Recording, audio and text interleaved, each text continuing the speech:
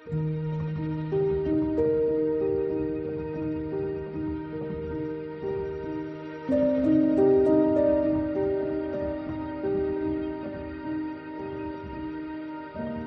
Everyone, welcome back to my YouTube channel Deepa Shivakumar. ಇದು ಭೀಮನವಾಸೆಯ ಪೂಜೆಯ ವಿಡಿಯೋ. ಸೊ ನಾನು ಯಾವ ರೀತಿ ಭೀಮನವಾಸೆ ಪೂಜೆ ಮಾಡಿದೆ ಅಂತ ನಿಮ್ಮ ಜೊತೆ ಈ ಒಂದು ವಿಡಿಯೋಲಿ ಶೇರ್ ಮಾಡ್ಕೊತಿದ್ದೀನಿ.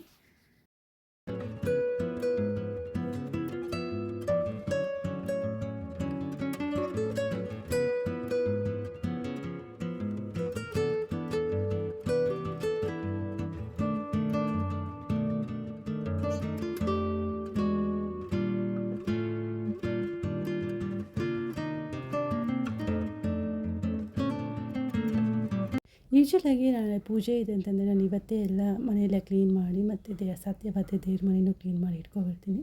ಯಾಕಂದರೆ ಬೆಳಗ್ಗೆ ಬೇಗ ಎದ್ದು ಪೂಜೆ ಮಾಡೋದಕ್ಕೆ ಈಸಿ ಆಗುತ್ತೆ ಅಂತ.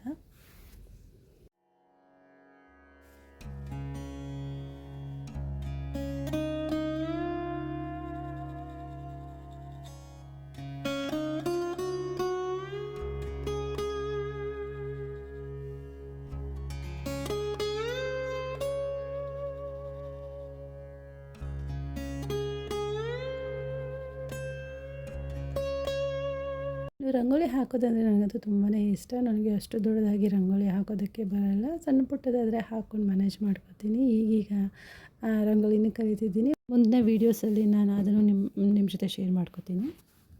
ನಮ್ಮ ಮನೆಯಲ್ಲಿ ಭೀಮನವಾಸೆ ಅನ್ನೋದು ಅಷ್ಟು ನನಗೆ ಗ್ರ್ಯಾಂಡ್ ಇಲ್ಲ. ಜಸ್ಟ್ ಪಾದ ಪೂಜೆ ಮಾಡಿಬಿಟ್ಟು ಆಶೀರ್ವಾದ ತಗೊಳ್ಳೋದು. ಕೆಲವರೆಲ್ಲ ಉಪವಾಸ ಇದ್ದು ವ್ರತ ಮಾಡಿ ಪೂಜೆ ಎಲ್ಲ ಮಾಡ್ತಾರೆ, ತುಂಬಾ ಒಳ್ಳೆಯದು. ಸೊ ನಾವು ಸಿಂಪಲ್ಲಾಗಿ ಪಾದ ಪೂಜೆ ಮಾಡಿ ಆಶೀರ್ವಾದ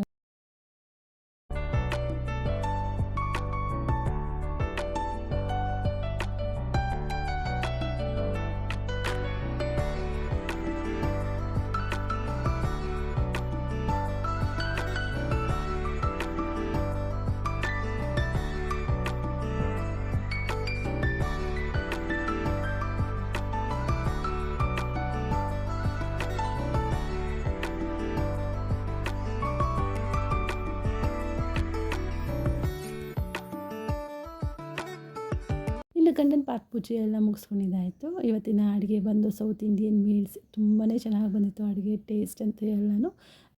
ಸ್ವಲ್ಪ ಸಂಡಿಗೆ ಮಾಡ್ಕೊಂಡಿದ್ದೆ, ಹಪ್ಪಳ, ಹಾಗೆ ರೈಸ್ ಐಟಮ್ ಯಾವುದನ್ನ ಒಂದು ಇರಲಿ ಅಂತ ಅಂದ್ಬಿಟ್ಟು ಚಿತ್ರಾನ್ನ ಮಾಡ್ಕೊಂಡಿದ್ದೆ. ಶಾವಿಗೆ ಹಾಕಿ ಸ್ವಲ್ಪ ಶಾವಿಗೆ ಪಾಯಸ ಮಾಡ್ಕೊಂಡಿದ್ದೆ, ಸ್ವೀಟ್ ಯಾವುದಾದ್ರೂ ಒಂದು ಇರಲಿ ಅಂತ. ಹಾಗೆ ಒಬ್ಬಟ್ಟು ಮಾಡ್ಕೊಂಡಿದ್ದೆ. ಒಬ್ಬಟ್ಟಿನ ಸಾಂಬಾರಂತೂ ಟೇಸ್ಟ್ ಅಂತೂ ತುಂಬಾ ಚೆನ್ನಾಗಿ ಬಂದಿತ್ತು. ಹಾಗೆ ಉಪ್ಪಿನಕಾಯಿ, 2 ಥರದ ಪಲ್ಯ, ಕೋಸಂಬರಿ ಮಾಡಿದ್ದೆ. ಹೆಸರುಕಾಳು ಪಲ್ಯ ಮತ್ತು ಬೀನ್ಸ್ ಪಲ್ಯ. ಹೆಸರು ಕಾಳನ್ನ ನೈಟೇ ಇಟ್ಕೊಂಡಿದ್ದೆ. ಸೊ ಇಷ್ಟು ಐಟಮ್ಸು ಮಾಡಿದ್ದೆ. ಕಡಿಮೆ ಕ್ವಾಂಟಿಟಿಯಲ್ಲಿ ಒಂದು 3-4 ಜನ ತಿನ್ಬೋದು. ಇಷ್ಟೆಲ್ಲ ಅಡುಗೆ ಮಾಡೋಷ್ಟರಲ್ಲೇ ತುಂಬಾ ಸುಸ್ತಾಗೋಯಿತು. ಸೊ ಆದ್ರೂ ನಾವು ಇಷ್ಟಪಟ್ಟು ಅಡುಗೆ ಮಾಡಿ ಬಡಿಸೋದ್ರಿಂದ ಅದು ಸಿಗೋವಂಥ ಖುಷಿನೇ ಬೇರೆ. ಇನ್ನು ನನಗೆ ಬಾಳೆ ಎಲೆಯಲ್ಲಿ ತಿನ್ನಬೇಕಂದ್ರೆ ತುಂಬಾ ಇಷ್ಟ. ಹಾಗಾಗಿ ಬಾಳೆ ಎಲೆಯಲ್ಲಿ ಮಾಡಿದ ಅಡುಗೆ ಎಲ್ಲ ಬಡಿಸ್ಕೊಂಡು ಊಟ ಮಾಡಿದ್ವಿ. ಸೊ ಇದಾಗಿತ್ತು ಇವತ್ತಿನ ಒಂದು ವಿಡಿಯೋ ಇಷ್ಟ ಆಗಿದೆ ಪ್ಲೀಸ್ ನನ್ನ ಚಾನಲ್ನ ಸಬ್ಸ್ಕ್ರೈಬ್ ಮಾಡ್ಕೊಳ್ಳಿ. ಮುಂದಿನ ವಿಡಿಯೋದೊಂದಿಗೆ ಮತ್ತೆ ಭೇಟಿ ಮಾಡ್ತೀನಿ. Thank you.